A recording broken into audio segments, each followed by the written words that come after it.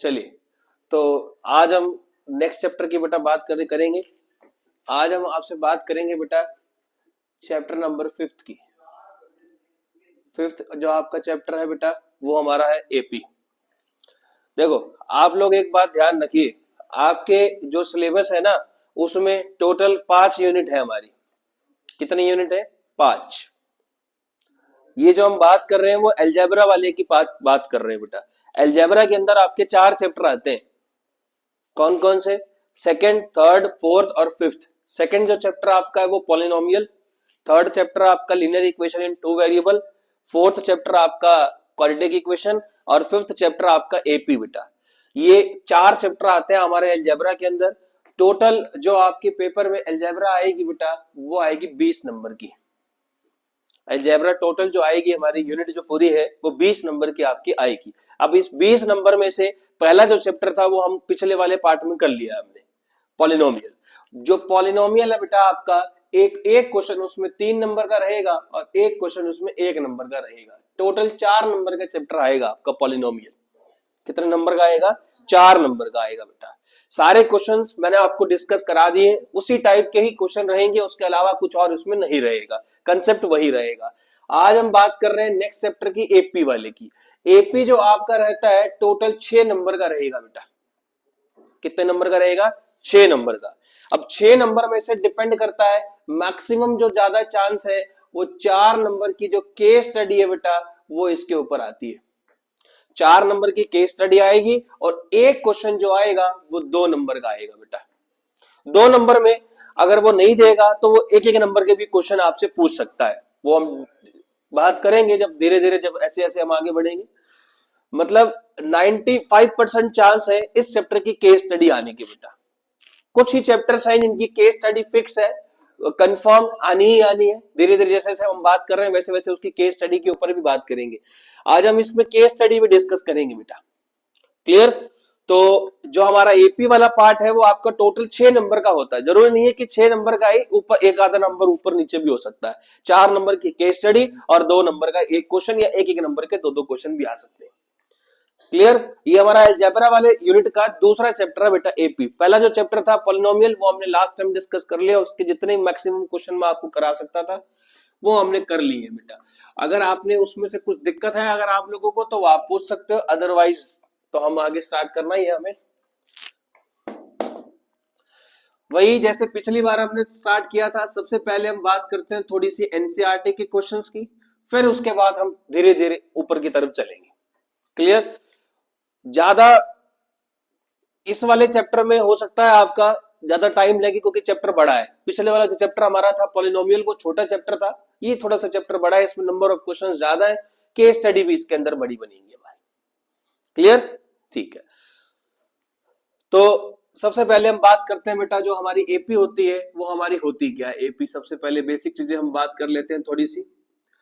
जब भी हमारी किन्हीं भी नंबर ऑफ टर्म्स के बीच में, कॉन्जिक्यूटिव टर्म्स के बीच में डिफरेंस सेम होता है, अगर हमारे कुछ नंबर्स दिए हैं और उस नंबर्स के अंदर कॉन्जिक्यूटिव टर्म्स के अंदर अगर हमारा डिफरेंस सेम है तो वो वाले जो नंबर्स आएंगे वो हमारे अर्थमेटिक प्रोग्रेशन के अंदर आ जाएंगे। मतलब वो हमारे जो सीरीज दी है वो हमारी एपी बन जाएगी। फॉर एग्जांपल मुझे नंबर दिए 1 4 7 6 डैश डैश डैश 1 4 7 और 11, ये हमारे नंबर्स दिए हमारे को। ठीक है जी। अब वो ये कहता है आप बताइए ये एपी है या नहीं, तो बात वही आ गई, कॉन्जिक्यूटिव टर्म्स के बीच में आपको डिफरेंस चेक करना है। अगर कॉन्जिक्यूटिव टर्म्स के बीच में डिफरेंस सेम हुआ, कॉन्जिक्यूटिव का मतलब है साथ लगी हुई टर्म्स, साथ वाली टर्म्स, अगर डिफरेंस सेम हुआ तो वो नंबर्स एपी में होंगे, अदरवाइज नहीं होंगे। फर्स्ट वाले अंदर मैंने गैप चेक किया, 3 का गैप है, इसके अंदर भी कितने का गैप है बेटा? 3 का गैप है, लेकिन इसके अंदर 3 का गैप नहीं है, कितने का गैप है बेटा? 4 का गैप है। इसका मतलब ये हुआ ये दिए हुए जो नंबर्स है ना वो हमारे एपी में नहीं है बेटा। अगर मान लीजिए यहाँ जो 11 लिखा है अगर वहां 10 हो जाए, अब मैं कहूंगा कि हमारे दिए हुए नंबर्स किस में बेटा? एपी में। तो पहला क्वेश्चन यही आता है कि आप किस तरीके से चेक कर सकते हैं। आपके पास 4 ऑप्शन दिए होंगे, उन 4 ऑप्शन में से आपको एक ऑप्शन सेलेक्ट करना है। एक ऑप्शन कैसे सेलेक्ट करना है? उसने बोला होगा which of the following is AP, दिए हुए 4 ऑप्शन में से आप ये बताइए कौन सी एपी है और कौन सी नहीं है। कैसे चेक करेंगे? उसका डिफरेंस निकालेंगे। अगर हमारा डिफरेंस सेम आया, सारी की सारी जितनी भी टर्म्स आपको दी है कॉन्जिक्यूटिव टर्म्स के बीच में अगर हमारा डिफरेंस सेम आया तो वो एपी होगी, अदरवाइज वो एपी नहीं होगी। सारी कॉन्जिक्यूटिव टर्म्स के बीच में जो डिफरेंस होना चाहिए वो सेम होना चाहिए। क्लियर? तो ये हमारा बेसिक पार्ट था कि होता क्या है हमारा एपी। दी हुई सीरीज के अंदर अगर हमारी कॉन्जिक्यूटिव नंबर्स के बीच में डिफरेंस सेम होता है तो वो हमारे दिए हुए जो नंबर्स होते हैं बेटा वो एपी के अंदर आते हैं। ठीक है? इसके अंदर सबसे जरूरी बात, दो ही बात हम बार बार करेंगे। एक हम बात करेंगे ए और डी की। पूरे चैप्टर में यही दो चीजें चलेंगी, ए और डी। ए को हम क्या बोलते हैं बेटा? हमारी एपी की फर्स्ट टर्म। ए को हम क्या बोलते हैं? हमारी एपी की फर्स्ट टर्म। डी को हम क्या बोलते हैं? हमारी एपी का कॉमन डिफरेंस। क्लियर? ए हमारी फर्स्ट टर्म होती है, डी हमारी कॉमन डिफरेंस होता है। कभी भी किसी भी टाइप का क्वेश्चन आ जाए, हर क्वेश्चन के अंदर आपको ए और डी तो निकालना ही पड़ेगा, इसके बिना काम नहीं होगा। अब निकालते कैसे हैं पहले उसकी बात कर लेते।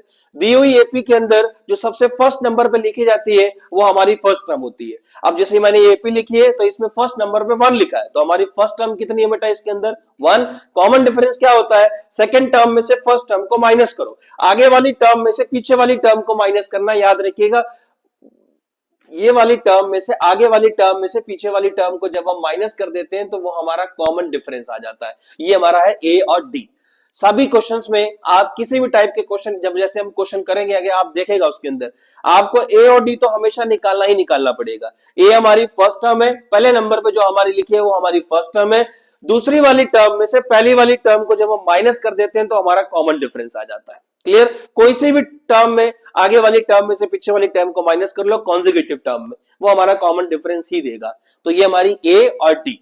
इसके अंदर याद रखिएगा पूरे के पूरे चैप्टर में सिर्फ और सिर्फ दो ही फॉर्मूले हैं बेटा आपके। कितने फॉर्मूले? सिर्फ दो।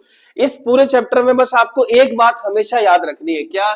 सारा का सारा जो खेल है बेटा वो कैलकुलेशन का है, टर्म्स मैनेजमेंट का है। अगर आपकी टर्म्स मैनेजमेंट अच्छी है तो ये चैप्टर के क्वेश्चन आपके सारे के सारे हो जाएंगे। इस चैप्टर में आपको बस एक बात ध्यान रखनी है, जो चीज आपको दी है उसको तसल्ली से पढ़ना है, गिवन लिखना है। उसके बाद दो ही फॉर्मूले हैं, दोनों में से एक या दोनों लगेंगे, दो के अलावा कोई और फॉर्मूला नहीं है। तो पहले फॉर्मूले की हम बात करते हैं बेटा एन, जिसको हम बोलते हैं nth टर्म।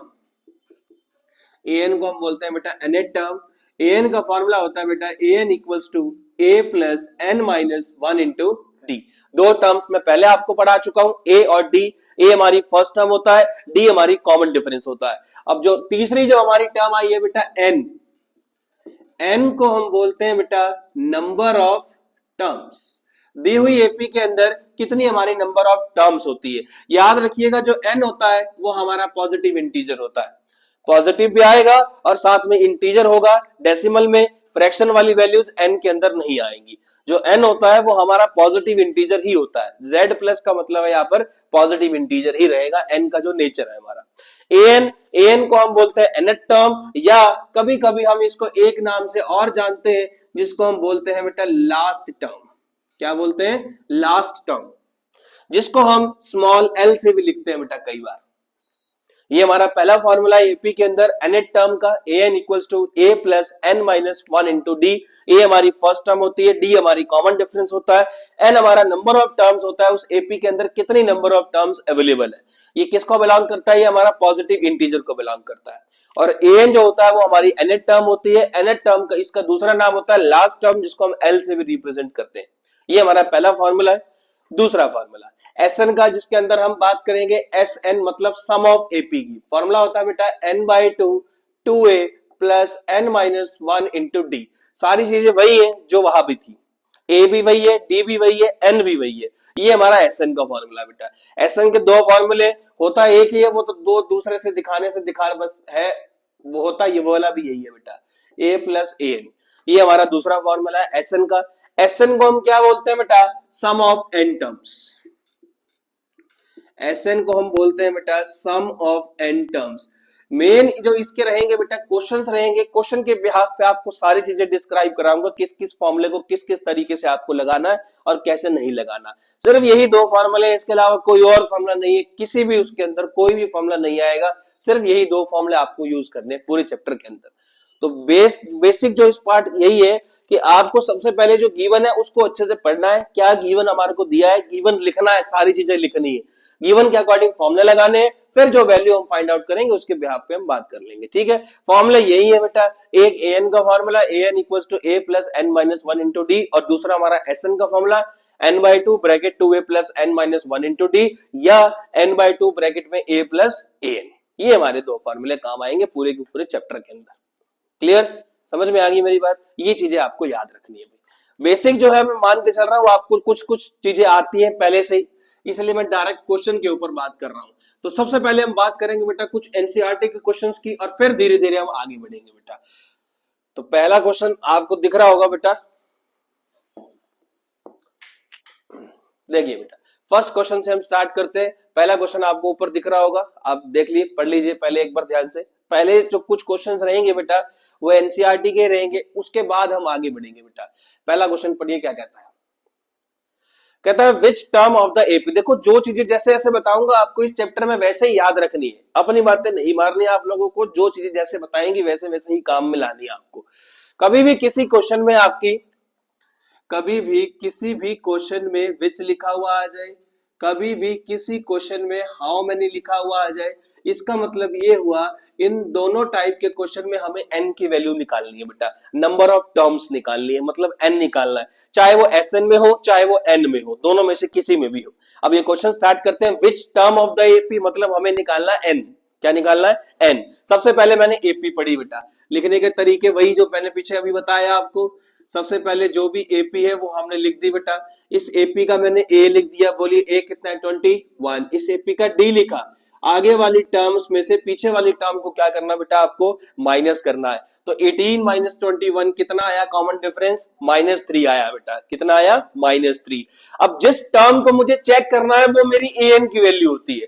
उसने कहा which term of the AP is -81, इसका मतलब ये हुआ बेटा जिस टर्म को चेक करना है वो हमारी an की वैल्यू है। किसकी वैल्यू है?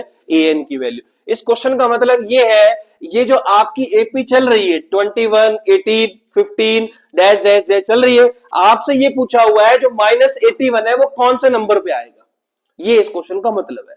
जो माइनस, देखो आप लोग ध्यान से देखो, ये टर्म्स डिक्रीज कर रही है, डिक्रीज कर रही है, तो 15 0 के बाद माइनस वाली टर्म्स भी आएंगी, माइनस वाली टर्म्स के बाद और आगे बढ़ेगा। आपसे क्वेश्चन ये पूछा हुआ है -81 कौन से नंबर पे आएगा, मतलब मुझे n की वैल्यू निकालनी है। विच आ जाए हाउ मेनी आ जाए, दोनों ही केस में आपको किसकी वैल्यू निकालनी है बेटा?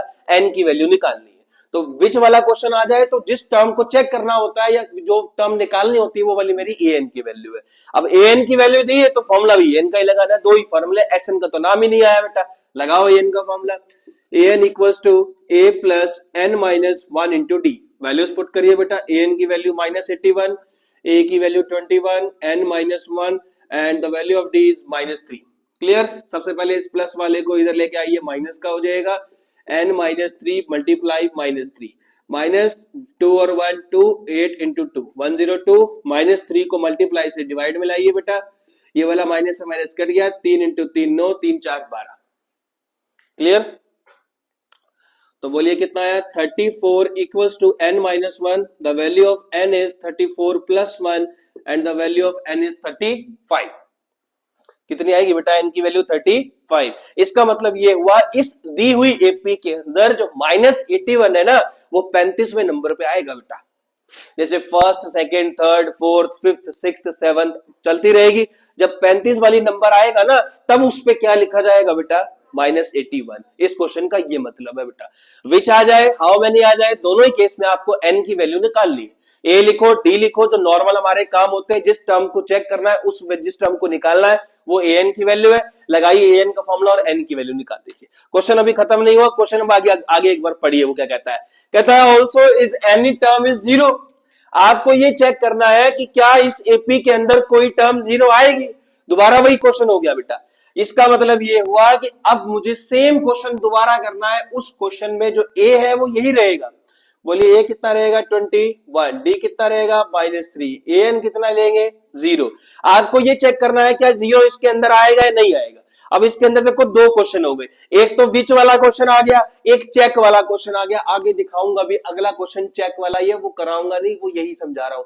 अगर किसी टर्म को चेक करना है आपको, किसी टर्म को क्या करना है? चेक। जिस टर्म को चेक करना है उसकी वैल्यू आपको an की वैल्यू लेनी है। किसकी वैल्यू लेनी है? an की। और n निकालना है। क्या निकालना है? n। दिखाता हूं अभी आपको। लगाइए n का formula, an equals to a plus n minus one into d. 0 equals to 21 plus n minus one minus 3।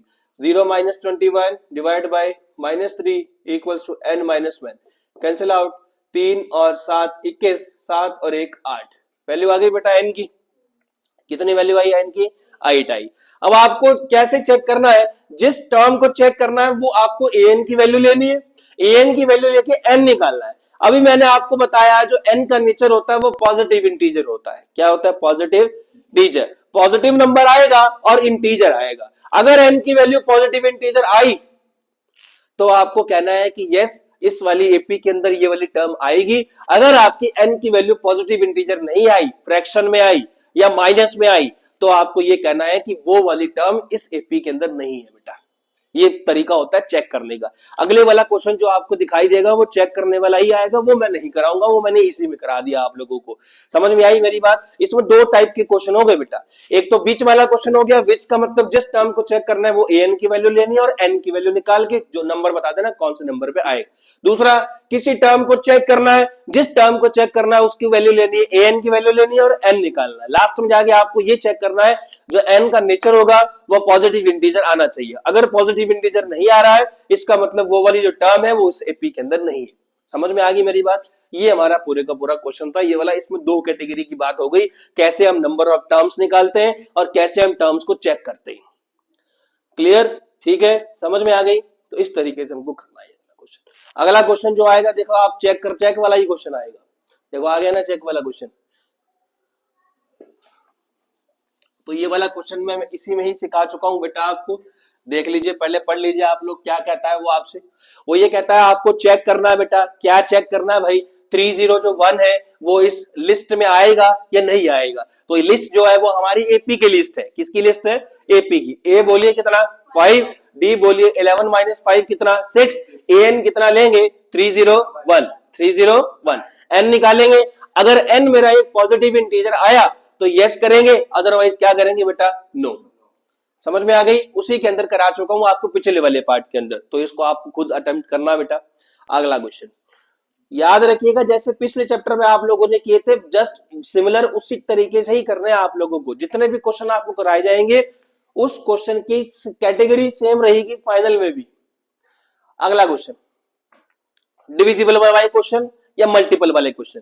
एक क्वेश्चन दिखाई देगा, उसके अंदर जितने भी चीजें याद आएंगी साथ साथ में वो भी बता दूंगा आपको। ध्यान से सुनिएगा।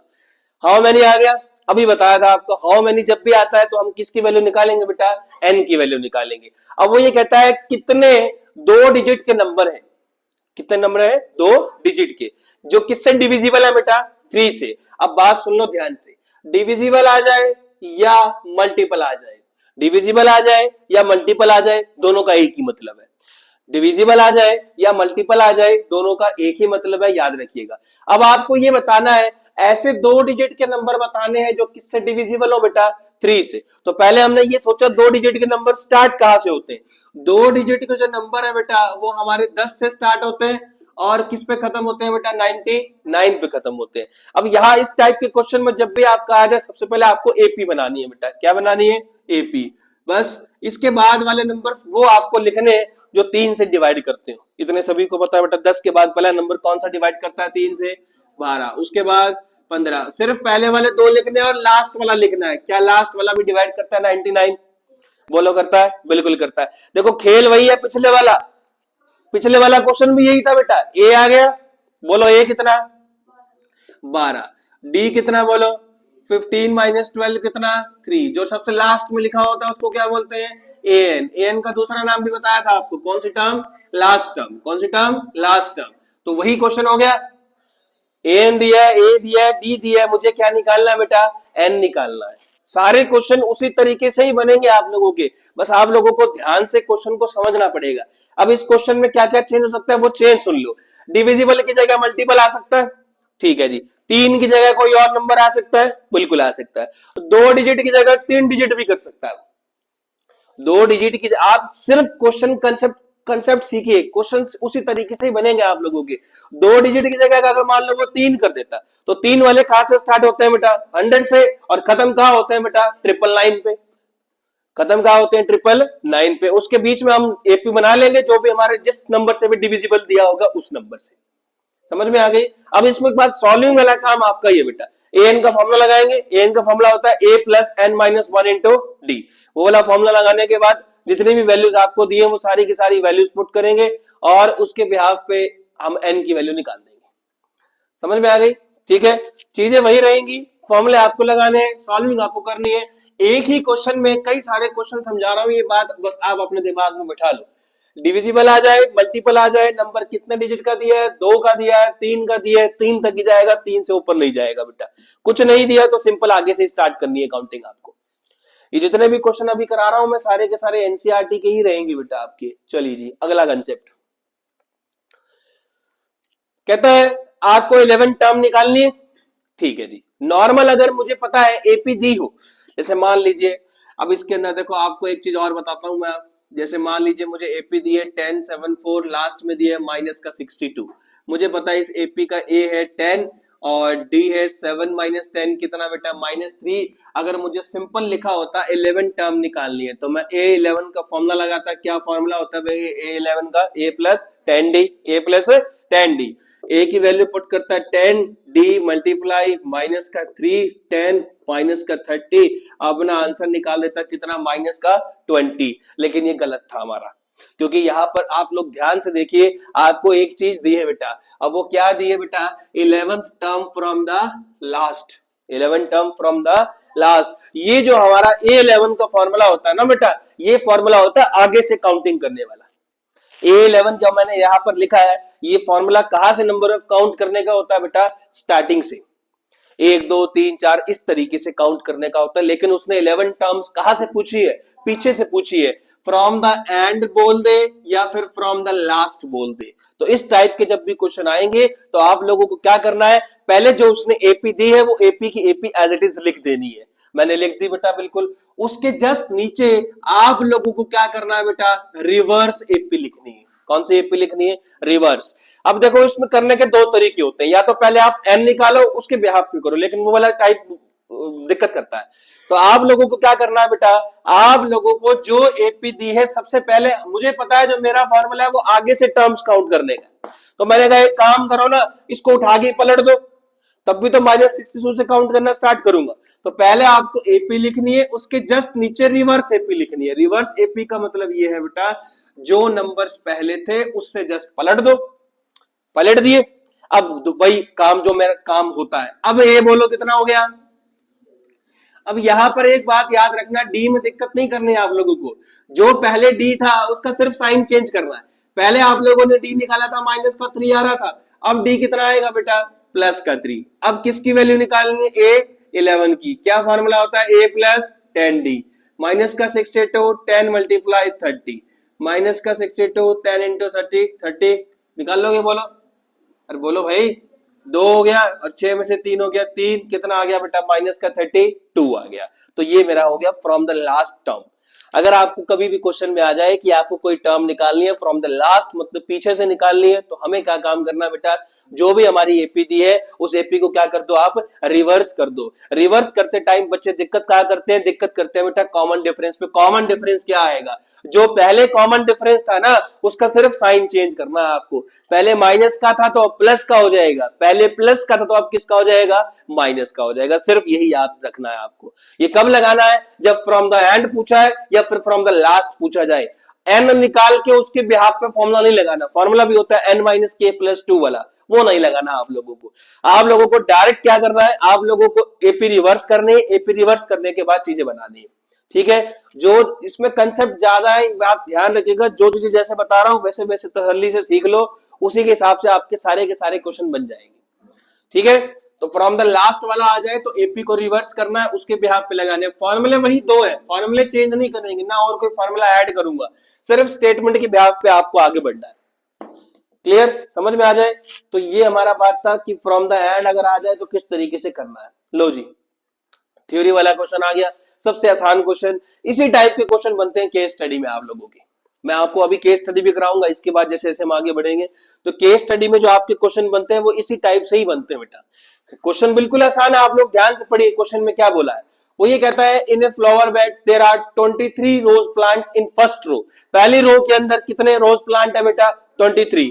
उसके बाद अगली वाले में कितने हो गए? 21। उसके अगली वाले में 19 एंड सो ऑन। साफ पढ़ते ही पता चल गया बेटा, एपी बन गई। बोलो साफ दिख रहा है एपी। बोलो पहले वाले के अंदर कितने? 23, अगले वाले के अंदर 21, अगले वाले के अंदर कॉमा डैश डैश डैश, बन गई एपी।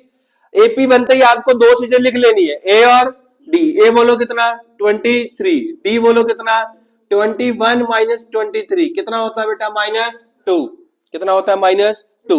चलिए आगे बढ़ते हैं। अब वो ये कहता है there are the 5 rose plants in the last row. Last row का मतलब क्या? आपको ए एन की वैल्यू दी है बेटा। किसकी वैल्यू दी है? ए एन की। याद रखिएगा ए एन अभी बताया मैंने आपको लास्ट नंबर होता है, तो ए एन की वैल्यू दे दी। क्या पूछा है आपसे? How many. हाउ मेनी का मतलब किसकी वैल्यू निकालनी है बेटा? आपको एन की वैल्यू निकालनी है। लो क्वेश्चन हो गया। लास्ट का मतलब ये हुआ ए एन, एज आ गया, डी आ गया, ए एन आ गया, और क्या पूछा है बेटा आपसे? एन। ए एन का फॉर्मूला बोलो। A n equal to a plus n minus 1 into d. A n की वैल्यू बोलो कितने? 5। ए की वैल्यू बोलो 23, एन माइनस 1। डी की वैल्यू बोलो -2। 5 माइनस कितना? 23, एन माइनस 3 मल्टीप्लाई कितना? -2। समझ में आई मेरी बात? कितना हो गया बोलो? 8 और 5 13, एन -2। माइनस का 2 इधर आगे होगा डिवाइड में, माइनस से माइनस 2 इंटू 9 18, 9 प्लस 1 कितना हो गया बेटा? 10। तो लो जी, कितने नंबर ऑफ रोज बनेंगे इसके अंदर? 10 रो बनेगी बेटा। इसी टाइप के प्रैक्टिकल जो क्वेश्चंस आते हैं वही केस स्टडी में बनते हैं बेटा, बिल्कुल as it is. Case study का काम यही है, सबसे पहले आप लोगों को क्या करना है? आप लोगों को उस स्टेटमेंट को पढ़ के अपनी एपी तैयार करनी है। एपी तैयार करने के बाद जो जो इन्फॉर्मेशन वहां से निकाल सकते हो वो इन्फॉर्मेशन निकालनी है, सारी वैल्यूज पुट करनी है। फॉर्मूले अब भी मैं बता रहा हूं दो ही है, एक एन का और एक एसएन का। इसके अलावा कोई और फॉर्मूला नहीं रहेगा। तो आपको इस तरीके से काम करना है बेटा, ठीक है। अभी हम बिल्कुल बेसिक क्वेश्चंस की बात कर रहे हैं जो हमारे एनसीईआरटी के क्वेश्चंस हैं। अभी उस हाई लेवल पे नहीं गए हैं, धीरे धीरे बढ़ेंगे बेटा। पहले एनसीईआरटी की क्वेश्चन बहुत जरूरी है आप लोगों को कराने। पढ़िए अगला क्वेश्चन। चलिए अब इसके अंदर 3 क्वेश्चन दिए, इसमें आप लोगों को 3 क्वेश्चन दिए। जो अभी मैं आपसे बात कर रहा था लास्ट के जो 2 क्वेश्चन है बेटा 19 और 20, वो वही वाले क्वेश्चन है, प्रैक्टिकल एप्लीकेशन वाले क्वेश्चन। सिर्फ आपको एपी बनानी है और अपना काम करना है। पढ़िए बेटा लास्ट क्वेश्चन से स्टार्ट करते हैं, 20 क्वेश्चन से। वो ये क्या कहता है? सबसे पहले एपी बनाते हैं। रामकली जो है that saved 5 rupees in the first week. पहले हफ्ते में कितने रुपए सेव किए बेटा? 5 रुपए सेव किए। अब आगे आगे बढ़े। अब वो कहता है हर हफ्ते जो उसकी सेविंग है ना वो कितने से बढ़ती गई बेटा? 1.75 से। ठीक है जी। मैंने कहा आप एपी बनाइए ना 20वें क्वेश्चन की। बिल्कुल बनेगी बेटा एपी। कैसे बनेगी? पहले हफ्ते में कितने रुपए बचाए? 5 रुपए। अगले हफ्ते में वो कहता है कि उसके ना 1.75 बढ़ गए। तो 5 में 1.75 बढ़ गए तो कितना हुआ बेटा? 6.75। पहले 2 टर्म लिखनी है, कॉमा डैश डैश लैश। लास्ट में कितने पैसे की सेविंग हुई उसकी? 20.75। बन गई एपी। लो जी, क्या पूछ लिया उसने? Find n. सीधा ही पूछ लिया। अब सीधा पूछ लिया, बोलो इस एपी का ए कितना बेटा? इस एपी का ए हो गया 5। इस एपी का डी कितना? सेकेंड टर्म में से फर्स्ट टर्म को क्या कर देंगे? माइनस। कितना आया? 1.75। इस एपी का ए एन कितना बेटा? 20.75। हो गया क्वेश्चन। ए दिया है, डी दिया है, ए एन दिया है। ए एन दिया है तो फॉर्मूला भी किसका लगाएंगे बेटा? ए एन का लगाएंगे। क्या फॉर्मूला होता है? N equal to a plus n minus 1 into d. N की वैल्यू आ जाएगी। बोलो सेम क्वेश्चन 19 है, आप लोग ध्यान से पढ़िए। 19वां क्वेश्चन, उसकी एपी तैयार करते हैं बेटा। पढ़िए। Subbarao starting work in 1995। 1995 में उसने अपनी नौकरी स्टार्ट करी। ठीक है। स्टार्टिंग में उसकी एनुअल जो सैलरी है वो कितने रुपए है बेटा? 5000 रुपीज है। रिसीव्ड एन इंक्रीमेंट, उसको इंक्रीमेंट मिलता था। हर साल कितने पैसे बढ़ जाते थे उसके? 200 रुपए बढ़ जाते थे। बिल्कुल साफ समझ में आ गई। ये तो बिल्कुल 5th क्लास वाली बात हो गई बेटा। बोलो पहले वाले में कितने बने उसको? 5000 रुपए। अगले साल में अगर 200 रुपए बढ़ गए तो कितनी सैलरी है उसकी? 5200। चलते गए।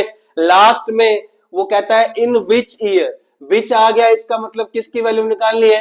एन की, और वो कहता है इनकम कितनी हो जानी चाहिए, मतलब लास्ट ईयर में कितने पैसे हो गए उसके 7,000 रुपए। तो ए पता है मुझे इस एपी का, इस एपी का ए बोलो कितना 5,000, इस एपी का डी कितना बेटा 200, और एन कितना बेटा 7,000। ए दिया है, डी दिया है, एन दिया है, एन निकालना, हो गया क्वेश्चन।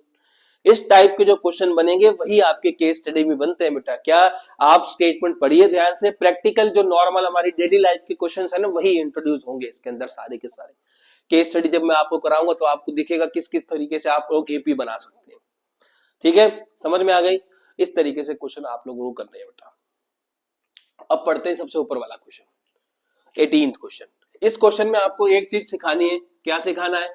दो इक्वेशन जब हम बनाते हैं तो उस दोनों इक्वेशंस को सॉल्व करने के बाद हम ए और डी निकालने के बाद जो भी हमारे से वैल्यू पूछी जाएंगी वो हम वैल्यू बना सकते हैं उसके अंदर। पढ़िए बेटा सबसे ऊपर वाला क्वेश्चन क्या गिवन है उसको बिल्कुल ध्यान से पढ़ना है। वो ये कहता है सम दिया है, किसका सम दिया है बेटा, 4th और 8th टर्म का। कितना दिया है बेटा 4th और 8th टर्म का सम 24। 4th और 8th टर्म का सम दिया है, इसका मतलब मुझे क्या दिया बेटा A4 प्लस A8 कितना दिया है 20।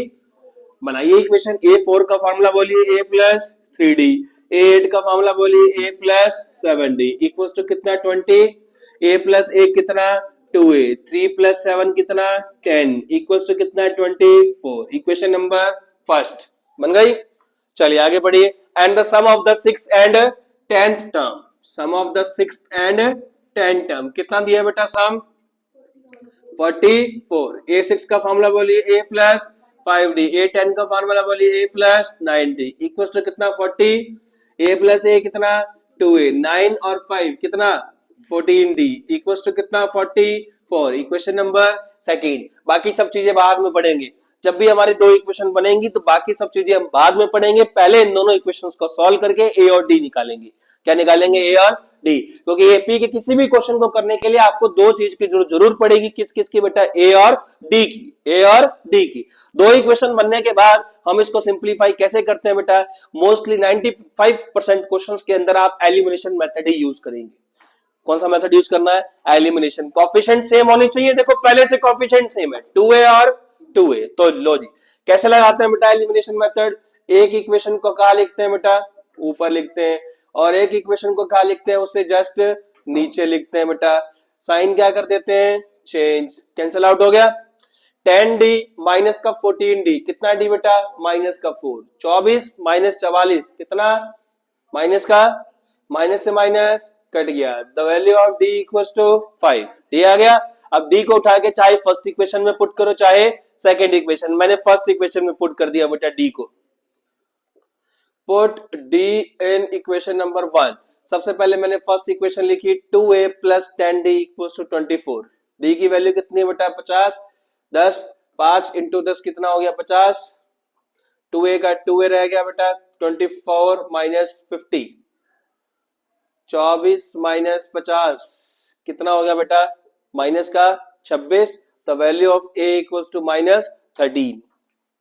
आ गई a की वैल्यू, a और d आ गया। अब पढ़ते करना क्या है, चलिए पढ़ते कि कौन सी कितनी टर्म पूछी है एपी की, 3 टर्म पूछी है बेटा। कितनी टर्म पूछी है? 3 टर्म। 3 टर्म का मतलब मुझे किस किस की वैल्यू पूछी है एपी में, a1 की पूछी है, a2 की पूछी है और a3। a1 तो a ही होता है, a कितना आया बेटा आपका माइनस का 13 आया। a2 को क्या बोलते हैं, a प्लस डी। a और d दोनों की वैल्यू पता है, पुट कर लेंगे। a3 को क्या बोलते हैं, a प्लस 2d। a और d दोनों की वैल्यू पता है, उठा के पुट कर लेंगे। पहले 3 टर्म आ गई बेटा एपी की।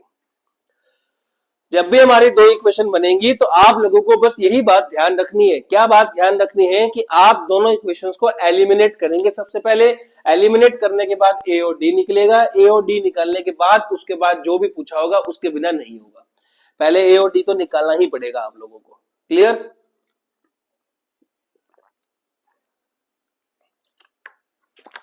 पढ़िए अगला क्वेश्चन। ये अभी तक के जितने भी क्वेश्चन थे वो हमारे सारे के सारे एएन वाले क्वेश्चन थे। कौन से क्वेश्चन थे? एएन वाले। अब हम आगे बढ़ेंगे। अभी तक मैंने एसएन वाला फॉर्मूला यूज नहीं किया है बेटा, अब हम एसएन वाला फॉर्मूला यूज करेंगे और हमारे जो क्वेश्चन आएंगे अब वो एसएन और एएन वाले मिक्स आएंगे। बच्चे दिक्कत कहा करते हैं, बच्चे दिक्कत यही करते हैं, आधे लोगों उनको पता ही नहीं चलता बेटा जो फॉर्मूला बनेगा किसी क्वेश्चन में वो हमारा an का बनेगा या हमारा sn का बनेगा। तो स्टार्ट करते हैं सबसे पहले क्वेश्चन से। चलिए दोबारा वही वाला आ गया केस स्टडी टाइप वाला क्वेश्चन जो मैं आपको बार बार बता रहा हूं। प्रैक्टिकल जो क्वेश्चंस बनेंगे इसी टाइप के ही क्वेश्चन बनेंगे आपके केस स्टडी में भी। आप लोग देखना कैसे क्वेश्चंस बनेंगे केस स्टडी में। चलिए बेटा तो स्टार्ट करते हैं। चलिए वो कहता है एक मैन्युफैक्चर कंपनी है बेटा, टीवी बनाती है। क्या बनाती है बेटा? टीवी। बस बिल्कुल स्टार्टिंग से आराम आराम से पढ़ना है आप लोगों को, बन जाएंगे अपने आप। वो ये कहता है कि 600 जो सेट्स हैं टीवी के वो उन्होंने कौन से साल में प्रोड्यूस किए बेटा? थर्ड ईयर में। कौन से ईयर में? थर्ड ईयर में। इसका मतलब समझते हो? इसका मतलब ये है कि मुझे A3 की वैल्यू दी है बेटा, कितने टीवी प्रोड्यूस किए ए थर्ड ईयर में? 600। तो A3 का फॉर्मूला बोलो बेटा A plus 2D equal to कितना? 600। इक्वेशन नंबर फर्स्ट बन गई। आगे पढ़ते चलिए बेटा। And 700 sets in the seventh year. In the seventh year. Seventh year का मतलब A7 की वैल्यू कितनी है बेटा? 700। A7 का फॉर्मूला बोलिए बेटा A plus 6D equal to कितना? 700। इक्वेशन नंबर सेकंड बन गई। मैंने अभी आपको बताया था इक्वेशन बनने के बाद क्वेश्चन नहीं पढ़ना, पहले आप लोगों को सॉल्व करनी है इक्वेशंस। क्या करनी है? सॉल्व। बाद में पढ़ेंगे क्या करना है क्या नहीं करना, पहले हमें सॉल्व करनी ही पड़ेंगी क्योंकि A और D के बिना हम कुछ नहीं कर सकते बेटा। माइनस माइनस माइनस A से A कट गया। 2D माइनस 6D कितना बेटा? Minus 4D। 100 माइनस 700 कितना? ये हो गया। The value of D equals to कितना बेटा? 25। D आ गया। अब D को फर्स्ट इक्वेशन में पुट कर देंगे। चलिए करिए बेटा। D को फर्स्ट इक्वेशन 25 इंटू 2 कितना बेटा? 50 इक्वल्स टू कितना? 600। तो A की वैल्यू कितनी आई बेटा? 550। 550। आगे बात समझ में? A भी आ गया और क्या आ गया हमारे पास? D। अब क्वेश्चन पढ़ते हैं क्या करने के लिए उसने मुझे बोला। चलिए assuming that the production increase uniformly by fixed number every year। ठीक है वो तो कोई दिक्कत नहीं है। Find out first part the production in the first year. पहले साल के अंदर कितनी प्रोडक्शन हुई? देखो आपके सारे क्वेश्चन बन जाएंगे इसकी ब्याह पे। पहले साल के अंदर कितनी प्रोडक्शन हुई मतलब किसकी वैल्यू पूछी है मेरे से? ए की वैल्यू पूछी है बेटा। किसकी वैल्यू पूछी है? ए की। निकाल लिया आप लोगों ने। सेकंड पार्ट पढ़िए। The production in the 10th year. हो सकता है थोड़ा सा दिख ना रहे हो। कौन से ईयर के अंदर प्रोडक्शन पूछी है बेटा? 10th ईयर के अंदर। मतलब किसकी वैल्यू पूछी है? A10 की। A10 का फॉर्मूला क्या होता है? A plus 9D। A और D दोनों पता है, उठा के पुट कर देंगे A10 आ जाएगा। अगला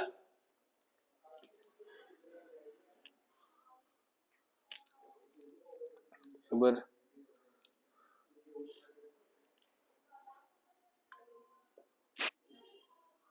मोड से कर।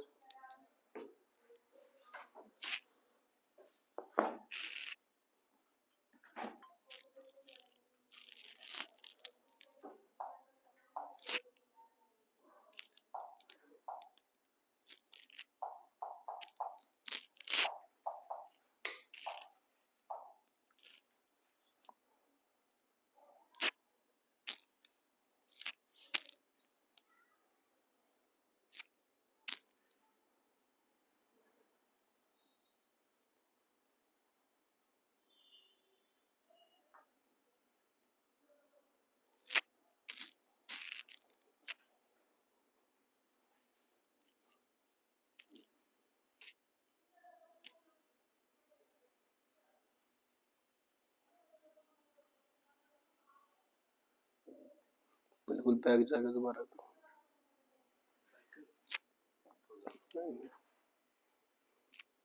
नाम ही चेंज हो गया उसका।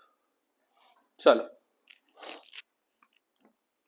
तो सेकंड हमारा पार्ट था production in the 10th year. मतलब A10 की वैल्यू आपको निकालनी थी। A10 का फॉर्मूला होता है बेटा A प्लस 9D। A और D दोनों की वैल्यू पुट कर देंगे, आंसर आ जाएगा।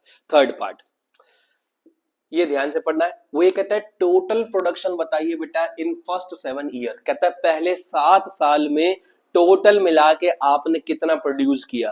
पहले 7 साल में टोटल बताना है। मतलब किसकी वैल्यू पूछिए बेटा? S7 की वैल्यू पूछिए। स्टेटमेंट को लैंग्वेज को ध्यान से पढ़ेंगे तो क्वेश्चन सिंप्लीफाई होंगे बेटा। S7 फॉर्मूला बोलो क्या बनेगा बेटा? 7/2 2A plus 7 minus 1 into D। लो जी 7/2 का 7/2। क्या आपको A की वैल्यू पता थी? बिल्कुल पता थी। 7 माइनस 1 6 और D की वैल्यू भी पता है कितना बेटा? 5। इसको सॉल्व कर लेंगे तो किसकी वैल्यू आ जाएगी S7 की। इस टाइप के जब भी प्रैक्टिकल क्वेश्चंस आएंगे तो प्रैक्टिकल क्वेश्चंस में आपको सिर्फ यही ध्यान रखना है कि आपको A निकालना है या S निकालना है। वो पढ़ने के बाद आप लोगों को समझ में आ जाएगा। उसने कहा टोटल प्रोडक्शन बताइए पहले 7 साल में, पहले 7 साल में मिला के मुझे बताना है कितने टोटल हमने टीवी प्रोड्यूस करे हैं। मतलब मुझे किसकी वैल्यू निकालनी है S7 की। S का मतलब होता है सम, टोटल मिला के कितनी चीजें बनी है। A का मतलब होता है उस पर्टिकुलर ईयर के अंदर कितनी आपने प्रोड्यूस की। ये आपको बातें याद रखनी है। समझ में आ गई मेरी बात। ये आपके सारा का सारा जितना भी मैं अभी पार्ट डिस्कस करा रहा हूँ सारा क्वेश्चंस आपके एनसीईआरटी में दिए। ये वाला जो क्वेश्चन है टीवी सेट वाला वो पेपर में कई बार आ चुका है, बस नंबर और डिजिट्स इसके अंदर चेंज मिलेंगे आप लोगों को, बाकी सब चीजें वही उसी तरीके से ही है बेटा सारी के सारी। ठीक है, चलिए आगे बढ़ते हैं। अगला क्वेश्चन, ये वाला क्वेश्चन भी बहुत बार पेपर में आ चुका है। जो एसएन वाले जो क्वेश्चन है ना बेटा, वो कई सारे जो कैटेगरी है ना, क्योंकि एसएन वाले जो पार्ट है उसके अंदर वो जो एएन वाला पार्ट है वो भी करा देता है, बीच में यूज करा देता है। चलिए क्वेश्चन पढ़ते हैं क्या कहता है। कहता है sum of first 7 terms, sum of first 7 terms मतलब S7 कितनी वैल्यू है बेटा 49। चलिए जी S7 की वैल्यू है 49। सबसे पहले गिवन लिखेंगे सारी गिवन, उसके बाद निकालेंगे। And that of 17 terms, that of का मतलब वही सम ही चल रहा है अभी। सम ऑफ 17 टर्म कितना दिया है बेटा 289।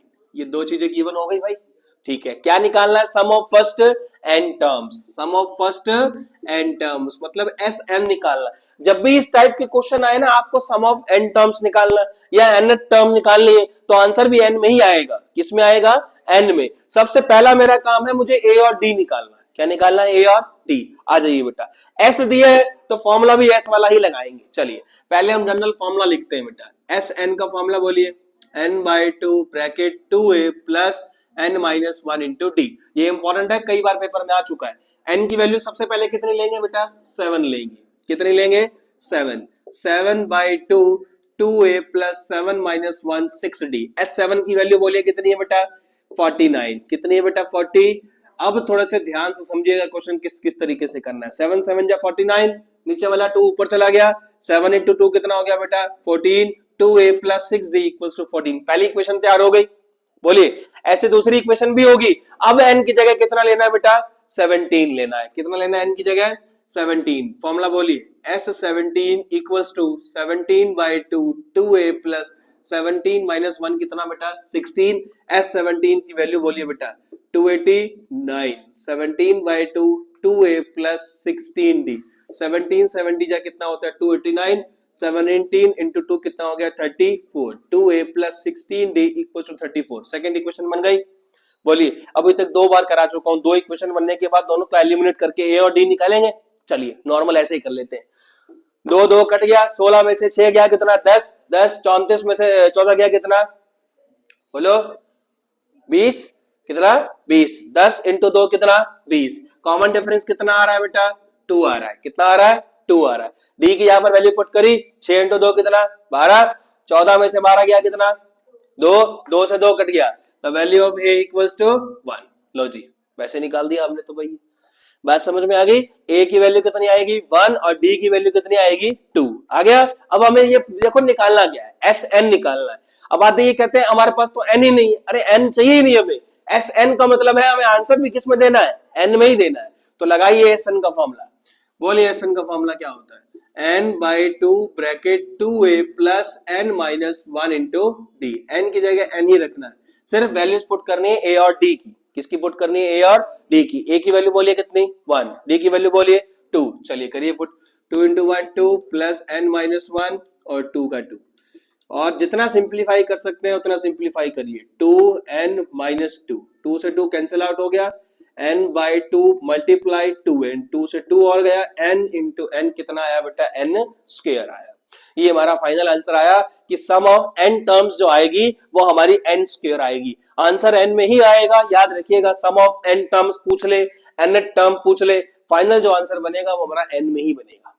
समझ में आ गई मेरी बात क्लियर। ये क्वेश्चन इंपॉर्टेंट है, कई बार पेपर में आ चुका है। सिर्फ नंबर चेंज करेगा और कुछ चेंज नहीं करेगा। बोल देगा सम ऑफ 11 टर्म्स इतना, सम ऑफ 12 टर्म्स इतना, find the sum of n terms, या फिर सम ऑफ कुछ और भी पूछ सकता है आप लोगों से। क्लियर ठीक है, तो ये आपको छोटी छोटी बातें याद रखनी है बेटा। अगला लो जी, हाउ मैनी लिखा है। हाउ मैनी का मतलब क्या निकालना है बेटा, एन निकालना है। एपी दिए, बिल्कुल एपी दिए। कहता है इस तरीके से आपको एन की वैल्यूज निकालनी है, क्या होना चाहिए बोलो, सम की वैल्यू दी है। अब आपको किसकी वैल्यू दी है बेटा, सम की। सम का मतलब किसकी वैल्यू दी है मुझे, एस एन की वैल्यू दी है। किसकी वैल्यू दी है, एस एन की। तो फॉर्मूला भी किसका लगाना है, एस एन का लगाना है। बस एक बात याद रखिएगा आप, जब भी हम एस एन वाले से एन निकालेंगे, एस एन वाले से क्या निकालेंगे, एन, हमारी क्वाड्रेटिक इक्वेशन बनेगी। कौन सी इक्वेशन बनेगी, क्वाड्रेटिक इक्वेशन बनेगी। क्वाड्रेटिक इक्वेशन को सॉल्व करना पड़ेगा। कैसे सॉल्व करना है, एक तरीका तो हम पिछली वाले पार्ट में सीख चुके हैं, मिडिल टर्म स्प्लिटिंग। कौन सी टर्म, मिडिल टर्म स्प्लिटिंग। उसमें हम, हमारे को पता है एन का नेचर अभी मैंने आपको बताया था, पॉजिटिव इंटीजर होता है। कौन सा होता है, पॉजिटिव इंटीजर। पॉजिटिव वाला जो नंबर आएगा वही हम लेंगे फाइनल, बाकी वाले को रिजेक्ट कर देंगे। ठीक है, काम तरीका वही है बिल्कुल। चलिए करते हैं स्टार्ट। बोलिए ए कितना, 9, डी कितना आएगा 17 माइनस 1 कितना 8, एस एन कितना बोलो 636। इतनी बात समझ में आई। एस एन दिया है तो फॉर्मूला किसका लगाना है, एस एन का। ए एन का अभी काम ही नहीं है कोई। एस एन का फॉर्मूला बोलिए, n by two, 2a plus n minus 1 into d. S n की वैल्यू बोलिए 636। सॉल्विंग मैं कराऊंगा, बाकी मिडिल टर्म स्प्लिटिंग आप लोग करेंगे। N by two, 2 multiply 9 plus n minus 1, d की वैल्यू बोलिए 8। क्लियर। अब बस जितना आप सिंप्लीफाई कर सकते हैं इक्वेशन सिंप्लीफाई करिए। 9 इंटू 2 कितना बेटा 18, 8 को अंदर मल्टीप्लाई करवाइए कितना 8n minus 8, 636 equals to n by 2। 18 minus 8 कितना 10 प्लस 8n। 2 कॉमन आ रहा है ब्रैकेट में से, जैसे 2 कॉमन आ रहा है 2 कॉमन लीजिए, अंदर क्या बनेगा बोलिए 5 प्लस 4n। ये वाला 2 से 2 कैंसिल आउट हो गया, इधर क्या बच गया 636। n ब्रैकेट में कितना वाला बोलो 5 प्लस 4n। 636 का 636 मल्टीप्लाई करवाओगे, n को 5 के साथ कराया तो बोलिए कितना 5n, n को 4n के साथ कराया तो 4n स्क्वायर। इसको उधर लेके जाइए बेटा और इक्वेशन ढंग से लिखिए, 4n square plus 5n minus 636। बन गई इक्वेशन। कौन सी इक्वेशन बनी हमारी, एक क्वाड्रेटिक इक्वेशन बनी। एसएन से एन जब भी हम निकालेंगे तो हमारी जो इक्वेशन बनेगी वो कौन सी इक्वेशन बनेगी बेटा, क्वाड्रेटिक इक्वेशन बनेगी। मिडिल टर्म स्प्लिटिंग हो सकता है, इसमें आपको ज्यादा कुछ सोचने की जरूरत पड़ेगी क्योंकि नंबर्स बड़े दिए हैं। तो हम इसको सॉल्व कैसे करेंगे बेटा, क्वाड्रेटिक फॉर्मूले से सॉल्व करेंगे। कौन से फॉर्मूले से सॉल्व करेंगे, क्वाड्रेटिक फॉर्मूले से। चैप्टर नंबर 4 में आपको पढ़ाया जाएगा क्वाड्रेटिक फॉर्मूला क्या होता है, minus b plus minus under root b square minus 4ac divide by 2 into a. एक ऐसा फॉर्मूला है जिसमें हम किसी भी टाइप की हमारी क्वाड्रेटिक इक्वेशन हो उसको हम सॉल्व करने के लिए ये वाला फॉर्मूला लगा सकते हैं। इसको हम जनरल फॉर्मूला भी बोलते हैं। क्या, किसी भी इक्वेशन को सॉल्व करने के लिए, किसी भी इक्वेशन को, क्वाड्रेटिक इक्वेशन को सॉल्व करने के लिए हम हमारा क्वाड्रेटिक फॉर्मूला या फिर जनरल फॉर्मूला का यूज करके उस इक्वेशन को सॉल्व कर सकते हैं। सॉल्विंग अब आपका काम है, यहां से n की वैल्यू आएगी, वो n की वैल्यू लेनी है जो पॉजिटिव इंटीजर हो। कौन सी हो, पॉजिटिव इंटीजर। नेगेटिव वाली रिजेक्ट कर देनी है और फ्रैक्शन वाली भी रिजेक्ट कर देनी है। आप लोगों को समझ में आ गई। एसएन से एन निकालना ये इंपॉर्टेंट। एसएन वाले जो क्वेश्चन है ना वो ज्यादा इंपॉर्टेंट है क्योंकि उसमें वो एन वाली टाइप को भी इंट्रोड्यूस करा देगा कई क्वेश्चंस में। क्लियर। अगर एसएन से आपको एन निकालना है तो इक्वेशन बनानी पड़ेगी आपको। इक्वेशन वाली सॉल्विंग जो है वो मैंने आपको सारी की सारी सिखा दी है। इस तरीके से सिंपलीफाई करना है। पहले 2 उधर नहीं लेके जाना, नंबर बढ़ जाएंगे। इतने नंबर नहीं बढ़ाने आप लोगों को, नंबर जितना कम से कम हो सके छोटे से छोटा ही रखना है, नहीं तो रूट के अंदर बड़ी वैल्यू बनेगी और बड़ी वाली वैल्यू, छोटी वाली वैल्यू का नहीं निकाल सकते, बड़ी वाली वैल्यू को तो क्या ही निकालेंगे बेटा हम रूट। समझ में आ गई, ये बातें आपको याद रखनी है। क्लियर। एसएन से जब भी हमको एन निकालना होगा तो अपने दिमाग में एक बात याद रखिए, जो हमारी इक्वेशन बनेगी वो कौन सी इक्वेशन बनेगी बेटा, क्वाड्रेटिक इक्वेशन बनेगी। और फिर उसके बिहाफ पे हम एसएन से एन की वैल्यूज निकाल सकते हैं। ठीक है, तो ये हमारा था एसएन वाला क्वेश्चन। चलिए और बढ़ते आगे। लो जी, ये वाले ये पार्ट है, ये केस स्टडी में बहुत बार आया हुआ है ये वाला क्वेश्चन। ये जो हमारा ये क्वेश्चन आपको दिख रहा है, ये वाला जो क्वेश्चन है बेटा वो केस स्टडी में बहुत बार आ चुका है ये वाला क्वेश्चन। क्या क्वेश्चन है पहले समझने की कोशिश करते हैं हम लोग भी। एक लड़की भाग रही है, आप लोगों को दिख रहा है, बिल्कुल भाग रही है बेटा। ये एक बकेट है, यहाँ पर ये जो पॉइंट्स रखे हैं यहाँ पर पोटैटोज रखे हैं हमारे, क्या रखें, पोटैटोज रखें। लड़की का काम क्या है बेटा, यहाँ वो लड़की स्टार्टिंग में खड़ी है, यहाँ से एक पोटैटो उठाएगी, फिर वापस आएगी, इसके अंदर डालेगी, फिर दोबारा जाएगी, वापस आएगी, फिर अंदर डालेगी, फिर जाएगी, फिर आएगी, फिर एक और डालेगी। एक टाइम पे एक ही उठाएगी और वापस आके डाल देगी। आपको ये बताना है, सबसे पहले उसने बता रखा है टोटल कितने पोटैटो अवेलेबल है बेटा, 10। कितने पोटैटो रखे, 10। सबसे पहले हम एपी बनाएंगे। क्या बनाएंगे, एपी। बिल्कुल ध्यान सुनिए कैसे बनानी है आप लोगों को एपी। लड़की पहले यहां खड़ी है, यहां से यहां तक गई, कितना चली बेटा, 5। जाने का 5, वापस भी तो डालेंगे ना बीच में, आने का भी कितना, 5। पहले पोटैटो के लिए कितना चलना पड़ा उसको, 10। कितना चलना पड़ा, 10। अगले के लिए यहां से यहां तक गई, बोलो कितना आई, 8। 5 इसका अगले वाले का कितना है बेटा, 3। कितना है, 3। 5 और 3 8। 8 जाने का, 8 आने का, कितना हुआ, 16। Dash dash dash. पहली दो ही टर्म की जरूरत है, बस ज्यादा की जरूरत नहीं है अपने लोगों। ए बोलो इस एपी का कितना बना, 10। डी कितना बना, 16। इस एपी के एन की वैल्यू कितनी है, 10। बता रखा है टोटल कितने पोटैटो अवेलेबल है बेटा, 10। हो गया। अच्छा सॉरी, 16 माइनस 10 कितना हो जाएगा, डी की वैल्यू 6 हो जाएगी। क्लियर, एपी बन गई। अब क्वेश्चन पढ़ो क्या क्या पूछा बेटा आपसे। लो जी, ये पढ़ा हुआ देखो, starts the nearest potato, runs back, it's bucket runs back, सब कुछ लिखा है। लास्ट पढ़िए वो क्या कहता है, what is the total distance, what is the total, कहता है वो लड़की टोटल कितना चली। साफ ही एपी जो पता आपने एपी बनाई वो डिस्टेंस की बनाई, किसकी बनाई, डिस्टेंस की। टोटल कितना चली, टोटल दोबारा वही वाली बात हो रही है, टोटल कितना चली मतलब क्या पूछा है मेरे से, एस 10 पूछा है बेटा। टोटल हमको निकालना है, मतलब टोटल कितना डिस्टेंस वो चलेगी, मतलब हमें किसकी वैल्यू निकालनी है बेटा, एस 10 की वैल्यू निकालनी है। समझ में आ गई मेरी बात। इस टाइप के क्वेश्चन, ये आपका जितना भी पार्ट मैंने अभी आपको डिस्कस कराया है वो सारे का सारा आपका एनसीईआरटी वाला पार्ट है। अब जो इसका नेक्स्ट वाला पार्ट आएगा ना बेटा, वो आपके जितने भी क्वेश्चन उसके आएंगे वो थोड़े से एडवांस लेवल के मिलेंगे आप लोगों को। ठीक है, जितना भी पार्ट आपका इस वाले पार्ट में, इस वाली वीडियो में हुआ है वो बिल्कुल बेसिक वाला पार्ट था, जी सिर्फ ये समझाने के लिए था कि एसएन वाले और एएन वाले क्वेश्चन आपको जनरली लगाने कैसे, सिंपल सिंपल वैल्यूज कैसे निकालने, किस टाइम पे हमको एसएन की वैल्यू निकालनी है, किस टाइम पे हमको एएन की वैल्यू निकालनी। केस स्टडी जरूर आएगी इस बार इस क्वेश्चन, इस चैप्टर की याद रखिएगा आप लोग। केस स्टडी 3 चैप्टर की बनेगी बेटा, एक 7 चैप्टर की बनेगी, एक आपकी 5th चैप्टर की बनेगी। तीसरी केस स्टडी ऑप्शनल है, या तो वो प्रोबेबिलिटी की बन सकती है, या तो वो सेकंड की बन सकती है, फर्स्ट की या 9th की, किसी की बन सकती है। 7th और 5th की कंफर्म है।